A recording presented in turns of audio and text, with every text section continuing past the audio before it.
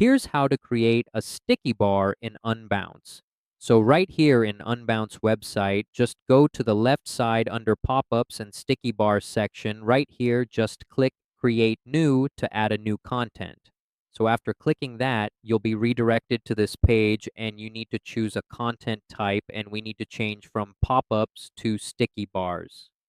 So make sure that you choose sticky bars as your content type, and after that you need to choose a template, or you can start creating sticky bars from scratch. But I recommend you to choose a template. So after choosing a template, for example, this one, let's choose this one, we need to choose a name for it. So for example, this one, let's add a random name, and after getting it a name, just click start with this template so that you will be redirected to the classic builder. So right here in the classic builder, this is where you can edit your sticker bars. You can edit its properties right here, that size, the default text style, the text color, the link color, the page image quality, etc. You can edit them right here, and also the text. Just click anywhere on this section right here so that you can edit them. You can edit the font size and the font of the text, and also the image right there. So it's up to you. So after editing, after modifying your sticker bar, you can now just click save and you're done.